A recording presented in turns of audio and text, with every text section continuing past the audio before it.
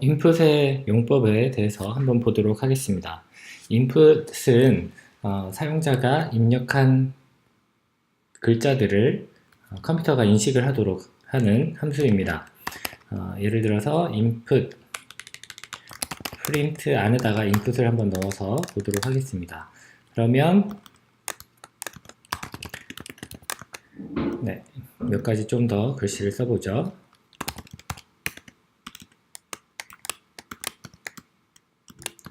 프린트에서 hello라고 하고 그 다음에 사용자한테 input으로 사용자한테 글씨를 입력하도록 요청하고 있습니다. 그러면 your name이라고 q-사인이 나오고요. 그 input의 쌍따옴표 내에 있는 글자들은 프린트처럼 쌍따옴표에 있는 글자들은 그대로 출력을 해줍니다. 그럼 여기에 SJL이라고 한번 써보도록 하겠습니다. 그러면 이 인풋에서 나온 결과를 프린트가 받고 그 다음에 hello와 사용자가 입력한 글자를 화면에 출력을 하고 있습니다. 자, 다시 한번 보도록 하죠. 이번에는 name이라고 하는 변수에다가 input your name이라고 한번 적어보도록 하겠습니다.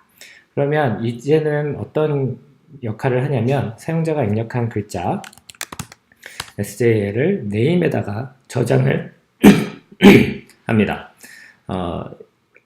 이 저장을 하게 되면 이제 name에는 변수이기 때문에 프린트로 name을 부를 수가 있죠. 그러면 SJL이 저장이 되어 있는 것을 볼 수가 있습니다. 자, 인풋을 그러면 언제 가장 많이 쓸까 생각을 해보면 사용자가 입력한 어떤 특정 값에 따라 프로그램의 동작이 바뀔 때 주로 많이 사용이 됩니다. 그러면 여기서 하나 더 확인을 해볼 게 있는데 지금 우리가 input에서 저장되는 값이 글자일까 숫자일까를 한번 생각을 해볼 필요가 있습니다. enter the number 라고 써보죠. 자, 그 다음에 이거를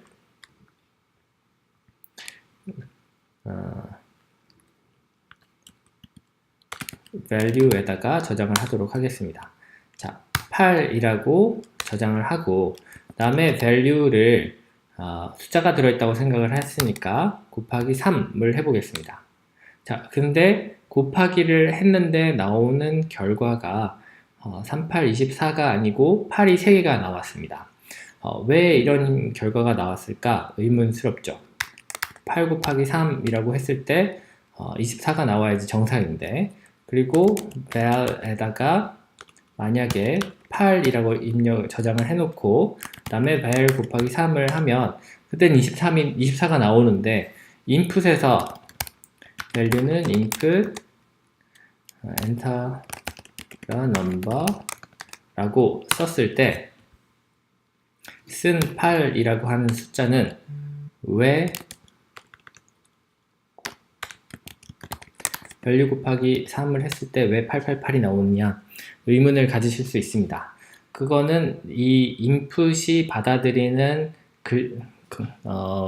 글자들을 전부 다 문자로 인식을 하고 있다는 것을 기억을 해야 한다는 뜻입니다.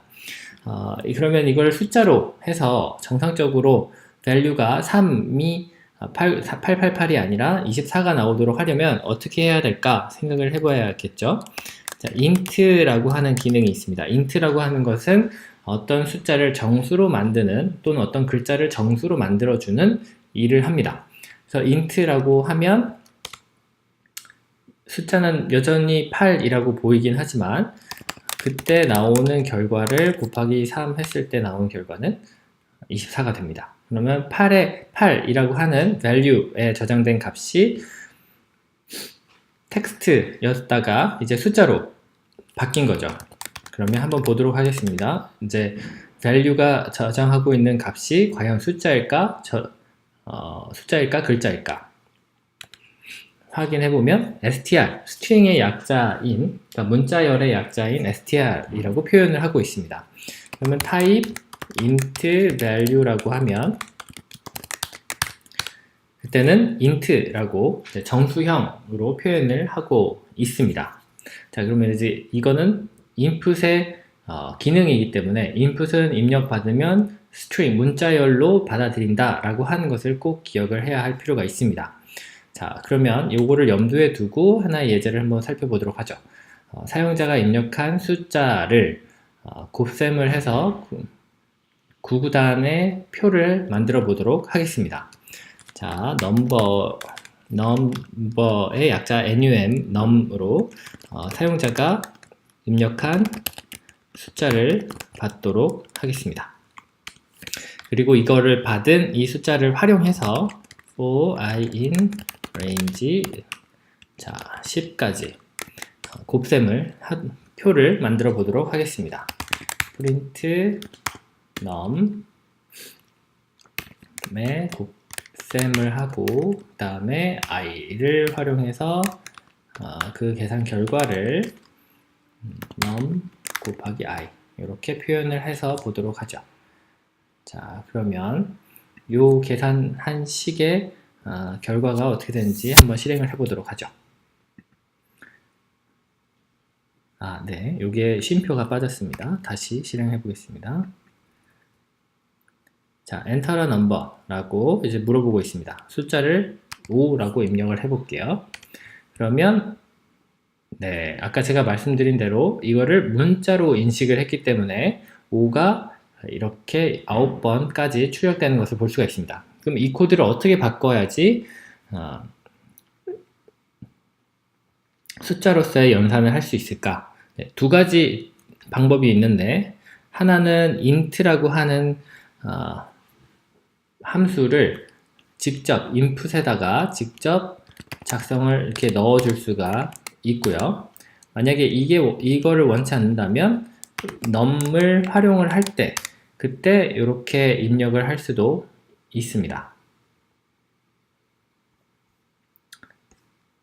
자, 그러면